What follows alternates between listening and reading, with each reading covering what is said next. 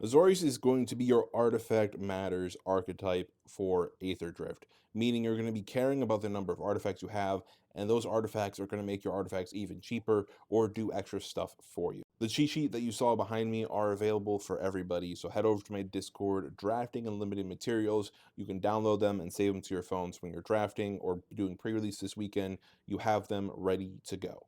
For Azorius, you're just going to look out for cards that care about the number of artifacts that you have, like Voyage of Home here. Affinity for artifacts, draw 3, you gain 3 life. You will probably never cast this for 7. Based on the number of artifacts that are inside of this set and the number of artifacts that are inside of this archetype, this is going to be pretty cheap, and you're going to be able to get 3 cards and 3 life off of it, which is going to be very nice to keep your hand full. Other than that, you got a Guidelight Synergist here. It's a 0/4 and gets +1/+0 for each artifact you control with flying. So if you're dumping out artifacts, this thing can get pretty big in the air pretty quickly. Plus, there's going to be a whole lot of vehicles inside of this set. So Interface Ace is going to be a very common player in a lot of these white decks because it can crew for its toughness and untap and recrew something else. On top of that, we have Guidelight Pathmaker here, which allows you to search for an artifact and put it onto the battlefield if it's 2 mana or less. If it's not, it goes straight to your hand. So no matter what, you're tutoring for something good or something that you need right here, right now.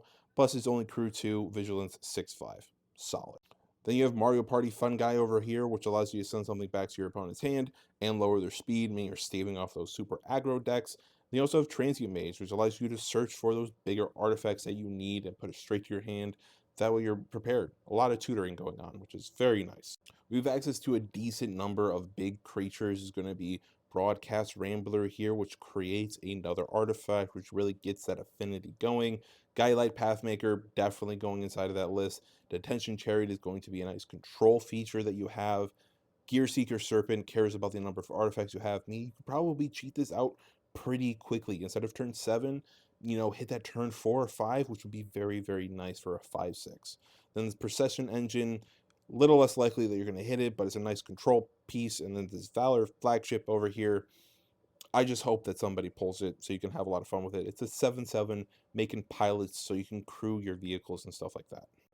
There's not a whole lot of combos inside of this set, so just little things to keep an eye out for.